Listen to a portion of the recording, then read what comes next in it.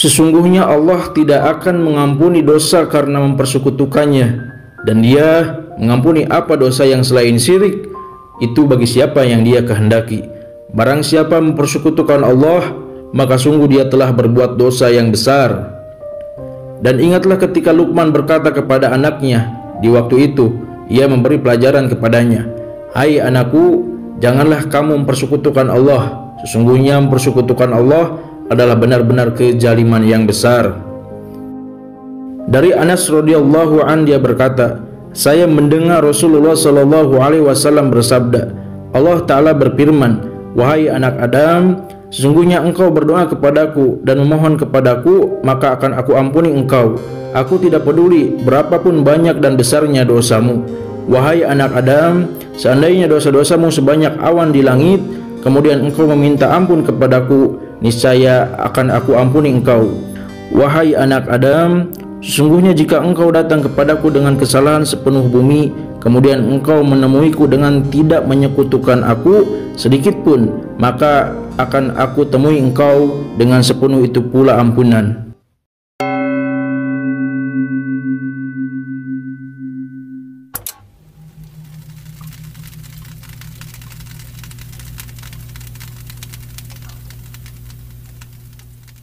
A'udzubillahi minasyaitonirrajim. Bismillahirrahmanirrahim. Assalamualaikum warahmatullahi wabarakatuh. Bismillah, alhamdulillah, ala ni'matillah, la hawla wa la quwwata illa billah. Amma ba'd. Sedulurku dimanapun kalian berada, semoga kalian semuanya sehat selalu, sehat pikirannya, sehat hatinya, dan selalu memiliki niat-niat yang baik untuk kedepannya. Berkah alhamdulillah sedulurku semuanya, di kesempatan kali ini saya agak sedikit terpukul, bukan sedikit, malah membatin gitu, terpikirkan oleh saya terus menerus, karena tak henti-hentinya banyak orang yang mengirimkan WhatsApp ke saya atas keluhannya tertipu oleh yang namanya pesugihan. Ya istilahnya saya juga berpikir keras gitu, sudah tahu menyesatkan tapi tetap mau gitu. Tapi setelah saya kaji, memang dalam keadaan pikiran kita yang sedang ngeblank atau gelap, keimanan kita sedang sangat turun drastis, seperti serasa hidup tidak ada jalan, serasa buntu gitu hidup tuh, serasa gelap. Ya. Di situ ketika pikiran kita kacau, hati kita terpuruk, keimanan kita lemah, gampangnya masuk sesuatu yang negatif, mau perkara lahir ataupun perkara batin. Ya. Mau dari perkara manusia ataupun dari perkara jin itu sendiri, atau istilahnya sesuatu yang mempengaruhi diri kita, seperti itu. Yang akan saya bahas itu pengaruh dari manusia yang menipu sekaligus menyesatkan banyak orang dalam urusan yang namanya pesugihan gitu. Uang goib, goibnya dari mana kata saya, apalagi mengatasnamakan pesugihan putih. Aduh, ini putih apanya? Apanya yang putih? Ya, yang namanya pesugihan, apapun jenisnya, menyesatkan orang, apalagi menipu sekaligus menipu, ini untuk oknum ya. Udah nipu sekaligus menyesatkan, ini tindakan yang sangat dimurkai, dosa besar gitu. Sangat dimurkai oleh Allah, ini perbuatan yang sangat dolim. Apalagi menipu orang, ya, sekaligus menyesatkan. Aduh. Ya, tobatlah tobat. Saya juga istilahnya selalu merasa banyak salah, selalu merasa banyak dosa. Sedulur yang lain pun serasa banyak salah, serasa banyak dosa, dan selalu memperbaiki diri, berusaha memperbaiki diri, saling mendoakan dalam kebaikan, saling mengajak dalam kebaikan. Apalagi ini tindakan yang, ya Allah, ya, padahal istilahnya kita akan kemana sih? Hidup ujung-ujungnya mati juga. Dibuka pikiran, dibuka hati kita, harus dibuka lebar, selebar-lebarnya. Pertama, saya ingin mengirimkan pesan kepada oknum, tobat. Selagi kita diberikan umur, ya, selagi kita diberikan umur, cobalah perbaiki perkara hablum minallah, ikatan dengan Allah, perbaiki. Ya, Allah sudah berjanji, ya, sebesar apapun dosa kita semua pasti akan diampuni oleh Allah selagi kita memiliki itikat untuk memperbaikinya. Taubatan nasuha istilahnya. Tobat yang betul-betul tobat, menjauhi setiap tindakan amaliyah yang kita lakukan sebelumnya, apalagi dalam kemusyrikan harus dijauhi. Perkara dengan hablum minallah perbaiki, hablum minanas. Orang yang pernah Anda tipu, silahkan datangi, atau istilahnya bicarakan baik-baik, meminta maaf lah. Ya, segala tindakan pasti ada pertanggungjawabannya. Setiap yang bernyawa pasti akan merasakan kematian. Selalu saya tekankan, itu yang paling saya utamakan. Karena kenapa? Itu sesuatu yang mutlak pasti akan terjadi.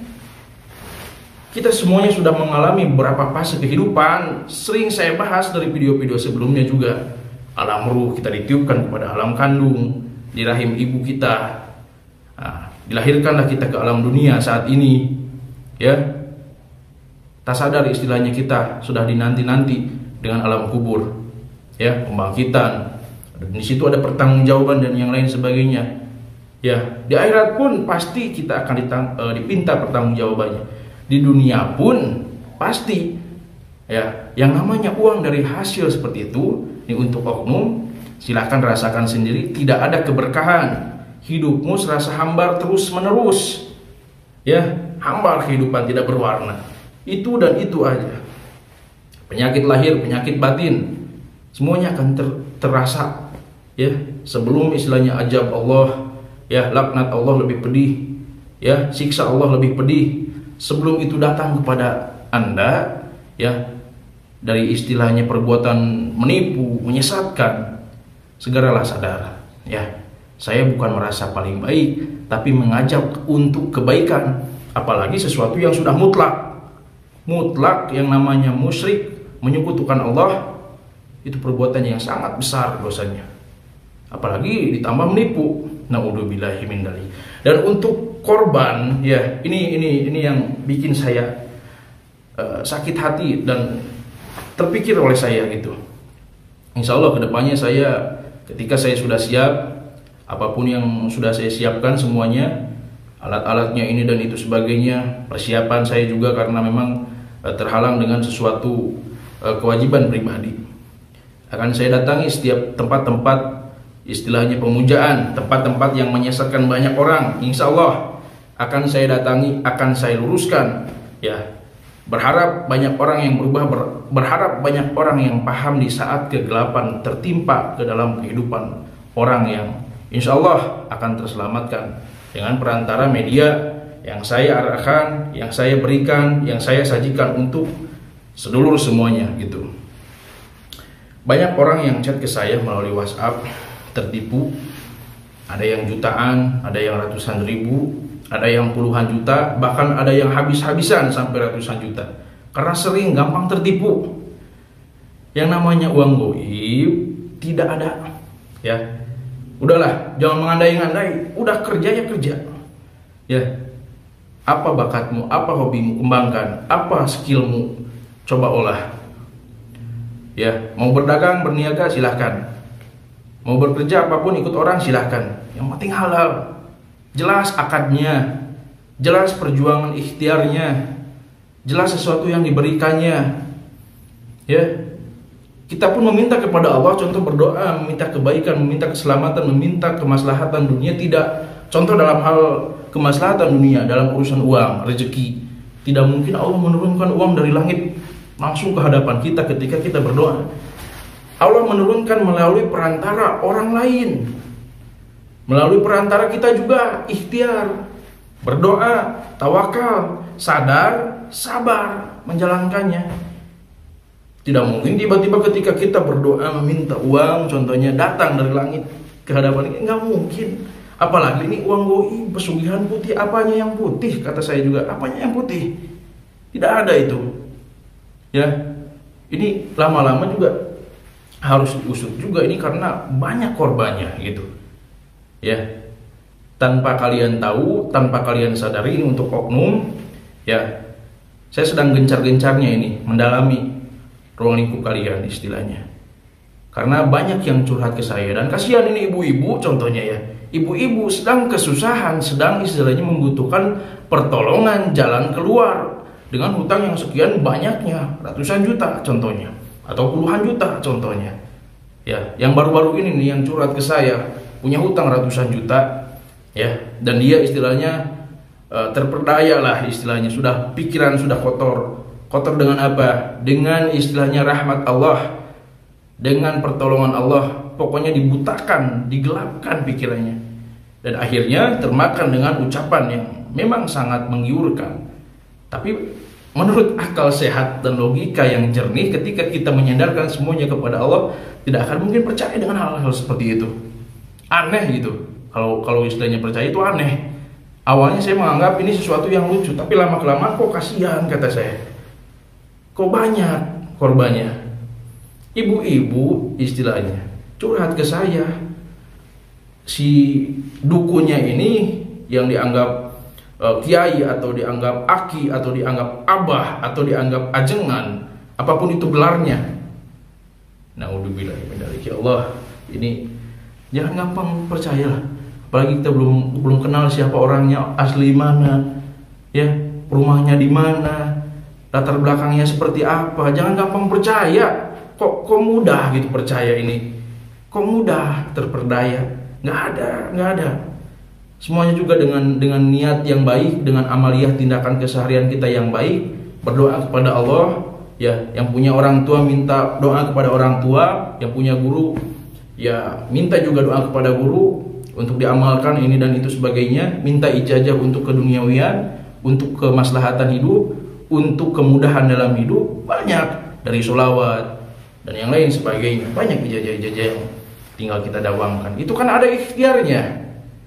Di samping itu kita juga bekerja, apapun pekerjaannya, mau ikut orang, mau berniaga, dagang istilahnya, bebas. Karena Allah menurunkan rezeki itu dari perantaranya juga. Tidak mungkin datang tiba-tiba di hadapan kita uang itu, ya. Kalau dari urusan uang itu, tapi kan Allah memberikan rezeki itu bukan uang aja, kesehatan, ya, kesehatan dalam berpikir, pokoknya lahir maupun batin lah, pokoknya seperti itu. Banyak rezeki itu kan.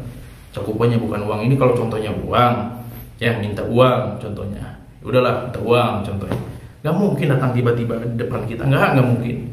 Pasti ada perantara dulu, entah dari berniaga dilancarkan, diberkahkan, disuburkan, entah ikut orang disukseskan, berhasil, entah kerja di mana, ya, entah ditolong siapa.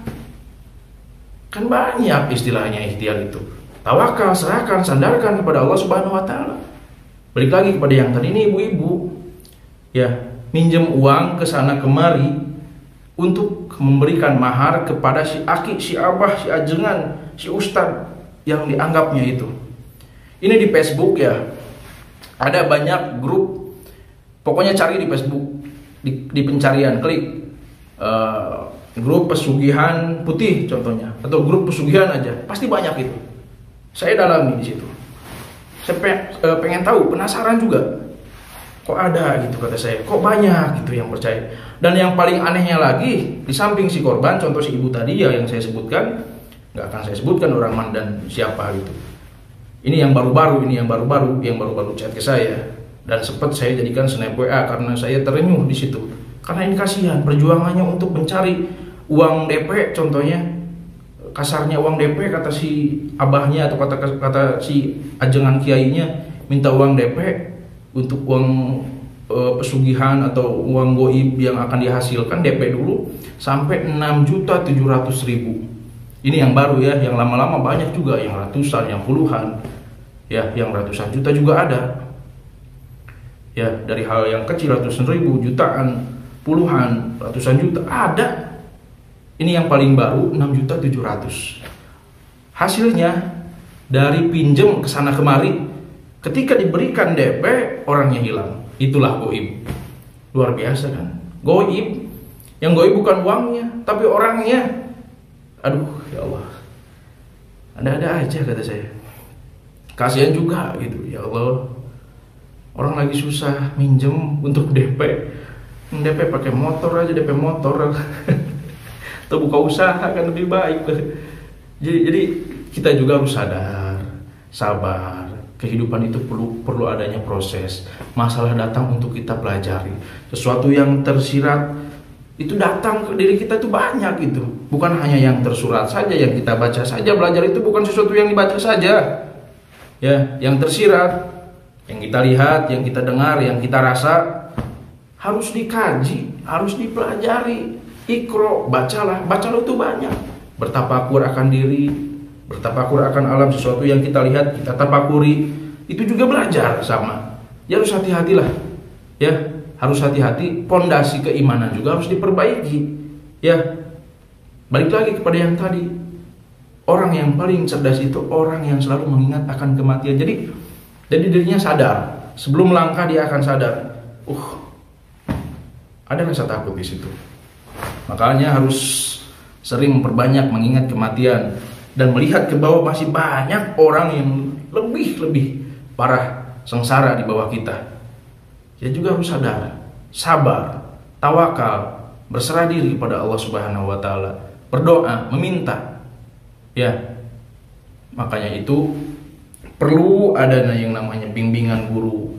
Perlu ada yang namanya meminta ridho kepada kedua orang tua yang masih ada orang tua. Yang sudah tidak ada, doakan. Ya, karena setiap tindakan yang namanya kebaikan, apapun itu tindakannya, pasti akan membuahkan hasil. Kebaikan berbuah hasil kebaikan, keburukan, kejelekan menghasilkan keburukan, kejelekan pula. Maka harus hati-hati dan tidak aneh lagi. Sekarang istilah zaman akhir harus dihati-hatikan. Cari ruang lingkup yang baik, cari istilahnya kehidupan yang baik dalam hal kebatinan, perkara keimanan, spiritual kita, mendekatkan diri kita kepada Allah, mencari ketenangan. Yang perlu adanya guru, ya, mending cari guru-guru yang baik, ya, minta ijazah amalan, ya, nggak perlu jutaan, puluhan juta, 6 juta, 7 juta, aduh, sekedar amalan. Kalau hati guru sudah kebeli, ya, mendekatkan diri kepada guru juga ada proses, perjuangan, pengorbanan, ikhtiar. Kalau hati guru sudah kebeli dan tersenyum atas perjuangannya, pasti apapun akan diberikan. Takdim kepada guru, ya. Mengabdi itu bukan istilahnya membantu guru pekerjaannya, bukan. Pendekatan kita, ya, seringnya kita menanyakan kabar, apapun itulah sekiranya bisa membeli hati guru kita.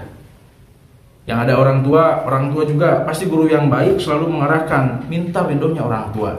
Bukan harus datang ke ini, datang ke ini, datang ke kuburan ini, datang ke tempat ini untuk ini dan itu. Aduh ya Allah, ada aja. Udah, pokoknya itulah. Untuk oknum, ya, hati-hati. Setiap tindakan pasti ada balasan. Di dunia apapun di akhirat, ataupun di akhirat. Ya. Apapun itu jenisnya, tindakannya. Kebaikan insya Allah akan menghasilkan kebaikan. Keburukan sudah pasti akan menghasilkan keburukan. Di dunia maupun di akhirat. Seperti itu.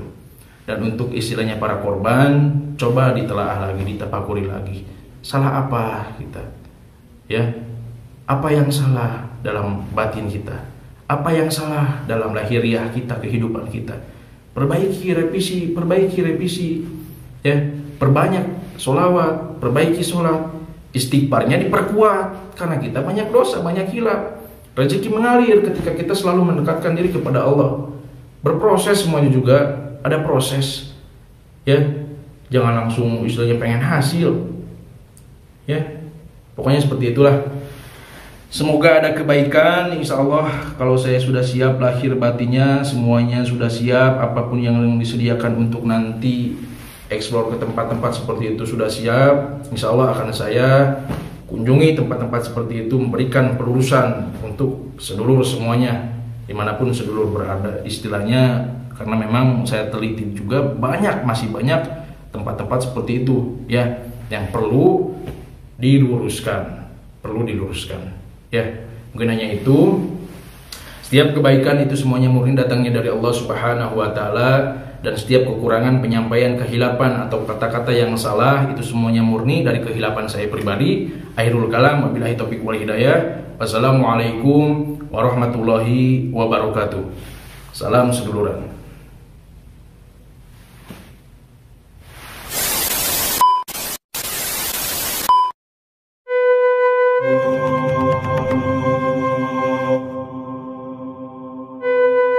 Tuhan.